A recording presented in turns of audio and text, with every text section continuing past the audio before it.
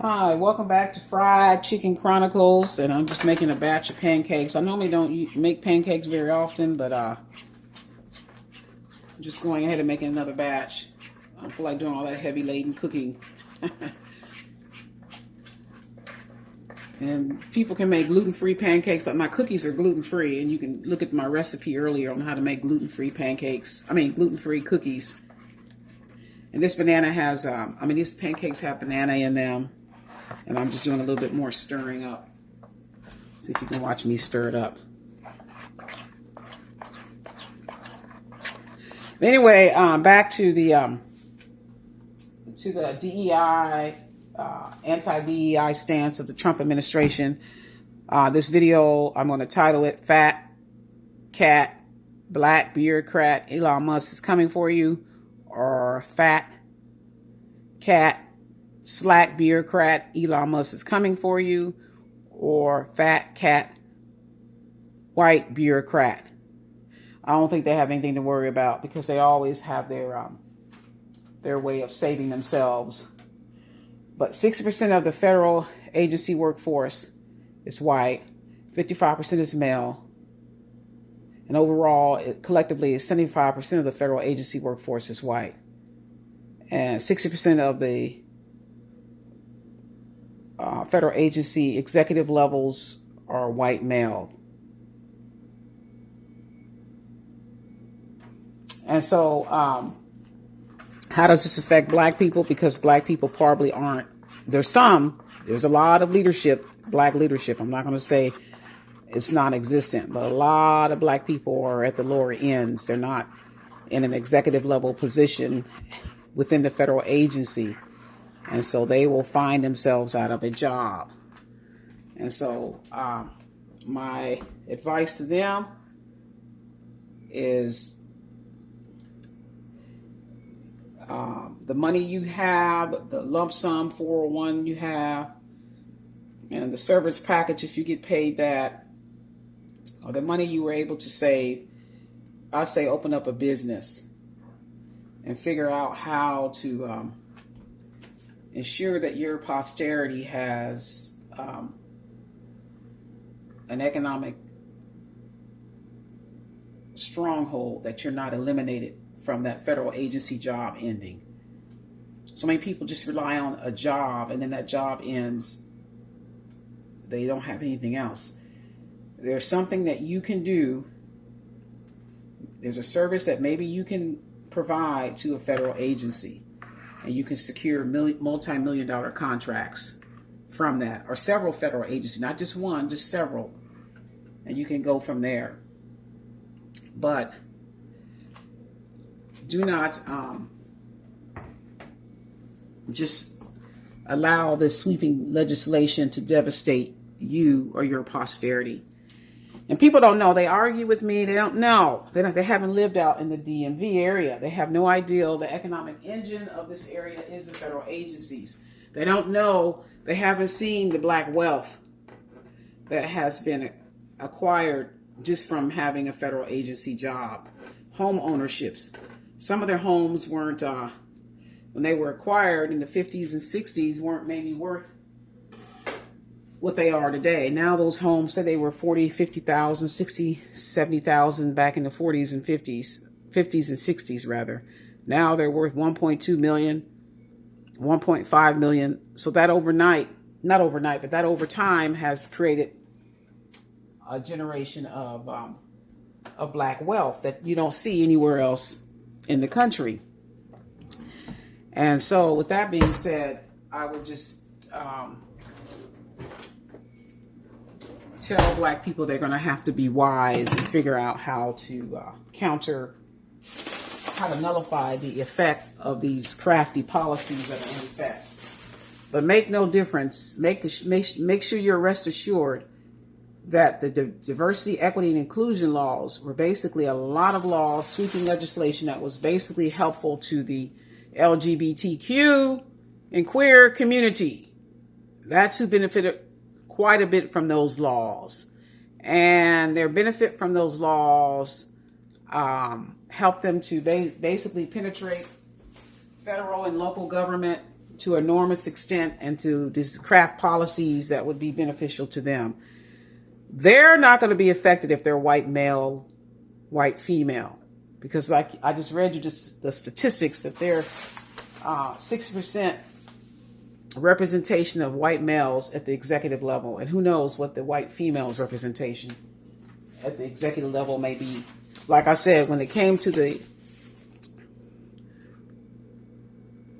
the Civil Rights Act of 1964 and the EEOC laws, the Equal Employment Opportunity Commission laws that emanated from that, and then companies would have employment economic opportunity officers and commissioners that were supposed to enforce those laws. Those were the teeth. The white woman is already at the top of the food chain. I mean, when the white male looks to promote someone, who does he look to promote? A white woman. And then if she's sexually available to him, I mean, they have said it themselves. Many people have written, oh yeah, I slept with this powerful white man and I became a general. I became an officer. I became an executive level person in the company. So it's not going to affect their bottom line as much as black people are going to be disproportionately affected by this legislation. And so my warning to black people is find something that you can, some skill set that you can provide to the private sector, public sector on your own accord, and don't allow this to be your devastation and downfall and the erosion of your intergenerational equity and wealth that you can pass down to your posterity. You know, you just got to think of something and get it planned and get it executed. One more thing.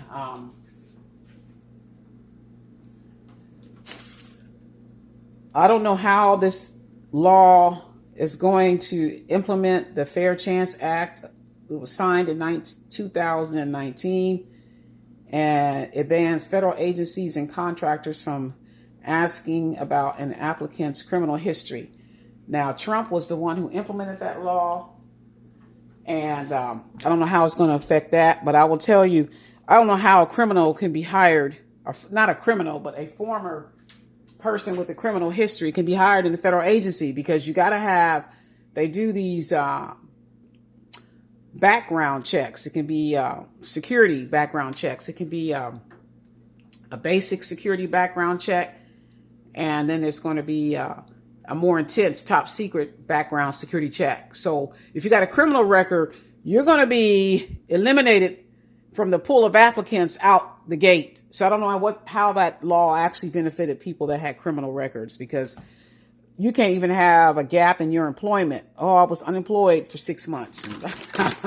What? The federal government don't want even consider you, even with a gap in employment in your employment record. I'm putting chocolate chips in this pancakes, banana chocolate chip pancakes. So I don't know how that's going to work. That's going to be interesting. Let me turn this down because I'll be burning up the pancakes. Pancakes. When I had a little boy, he would call it pancakes. When he was a little boy, I want pancakes. And I worked a second shift job when he was a little toddler. In fact, I was working at Boeing, that little crazy company. Oh, that was a horrible environment. Horrible. Horrible. You could feel Satan permeating all throughout that place. But any event, I would come home off work. I worked second shift. And he said, pancake. And I had to get up and make pancakes. We had to spell the word pancakes. That was his favorite food. Otherwise, he'd make you get up no matter what time of the night it was. And you had to make him pancakes. Pancakes. But any event, that's what I got to put a little bit more batter on it, because I want these chips to kind of blend in. Yeah, but anyway, it's going to be interesting. And you know, when this law takes effect, if he says 2.4 million, if he streamlines the federal agency by 1.2 million, that's half, it's going to have a huge impact on real estate, housing, jobs. I mean, not jobs, real estate, housing, the economy, and overall, it's going to have a huge impact. And so these are definitely interesting times. And it's like, wow, I can't believe this is actually happening. That's my take on it. I just can't believe this is happening. But if you work for a federal agency, if you didn't live too beyond your means, I would recommend that you take your 401, some of it, and invest in a small business. Figure out how to get yourself going. I think it's going to take, I don't know, it's going to be 6 months. They're all going to be eliminated, or if it's going to be March the 1st, they're going to be eliminated. I don't know how soon he's going to get that done. But if you see the Nebuchadnezzar writing on the wall that King Nebuchadnezzar saw, no, it was Belteshazzar, his son. Belteshazzar saw the writing on the wall by the hand that said, Mene, Mene, Tekel, Upharsin. You see the handwriting on the wall, you got to figure out how to shift your plans so that you can be okay, because it's going to be great economic uncertainty otherwise. Can't think of anything else. It's just going to be a hard impact. And I can see minorities being eliminated the most, because that's just how it goes. They have these plans for you and about you, and they deal with you in a crafty manner, long before you know about it. So yeah, it's going to affect minorities quite extensively. Also, they said that they're going to make federal workers come into work. I think they have to March 1st. No more working remotely. Oh no, that's coming to an end. Although I do know some federal workers, long before COVID came into existence, they knew the inside knowledge of when you accepted a job, when you talked with HR and you were making your final agreement on what they were offering and what you wanted and so forth, and the negotiation was going on. Some of them were giving knowledge to say you wanted your position to be 100% telecommute. And then the union would protect that stance, and that's how the job was offered to you. But post-pandemic, most jobs have been remote. A lot of them, not all, a lot of them have been remote. Some of them, they come in 2 times a week. Some of them more than that. And that's the way the cookie has crumbled. But now they're going to all be required. I don't know about the telework arrangements before COVID hit. I don't know how that works with the union protections of those jobs. But now they're going to all be required to come into work. Some people they moved out of the DMV area. They live in Idaho, Iowa, Wisconsin, Washington, Oregon, and some moved to Florida. The wonderful, warm climate, beautiful landscape Florida, maybe even Texas. Texas has a pretty robust economy, though. But some people moved all over the nation. And they got to be here and report for duty, sir. March the 1st. That's going to be interesting. Upend everything in their lives. But yeah, looks like he's going to end that remote work situation going on. And then he's probably going to extend it to the contractors, saying, you got to have so many people that are under your contract. They got to be reporting to your headquarters. I don't know how they're going to enforce that, but they're going to have all kinds of laws going on. And then, like I said, I noticed that years ago, I would look at all the big commercial space. When you go down that commercial corridor from in D.C., when you look at all the Northern Grumman, Lockheed Martin, and all those big commercial corridors that got those federal contracts with the Department of Defense. I used to wonder, I said, what? And when all this remote work began becoming dominant in the area, I said, what's going to happen with all that commercial real estate? Because people weren't coming in, they're working from home. I said, that's going to hit the commercial real estate market pretty severely.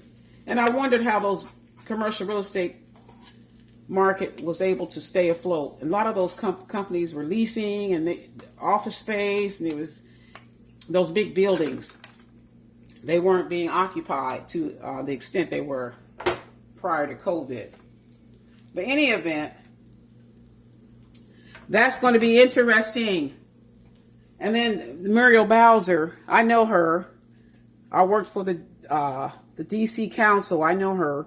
She is happy about it because they lost a lot of business, a lot of money, revenue coming into the District of Columbia. They want DC dollars to circulate in DC. And when you got all those federal agency workers coming in to DC to go to work, they spend money. They buy lunch. They go after work. They drink in the local restaurants and bars. That's what the young people do a lot. There's no golf. You can't golf in DC. There's no golf courses. People unwind. They go to restaurants and they drink, eating establishments, and there's bars inside those restaurants or on the sidewalk cafes, and they eat and drink and they're married. And so they're losing a lot of revenue. So this is going to bring back a lot of revenue for the District of Columbia. It's going to bring back a lot. So she's happy about this. So just so you know, she's happy. I'm going to flip these over. Ooh, I knew it was going to be brown because I had it too long, but ooh, that one almost broke, but I didn't break it. Almost broke it. Broke back pancake. Anyway, that's that. So these are interesting times. I'm really kind of excited watching it all unfold. I'm not happy about people losing their jobs. Don't get the wrong impression. Never that. But I would give a cautionary word and a cautionary warning to black fat cat or black fat cat. It's P-H-A-T. It's not fat, F-A-T. It's P-H-A-T, fat cat, federal, fat cat, black federal bureaucrats, fat cat, slack federal bureaucrats, fat cat, not necessarily white federal bureaucrats. They're going to be okay. You need to figure out what your plan B is going to be, because this is going to hit you like a freight train, and you need to have yourself an economic plan that will sustain you and keep your intergenerational equity going on for generations to come. That's my warning to you. Goodbye. Thank you for tuning in to Fried Chicken Chronicles, and this will conclude my series on that. Have a great day.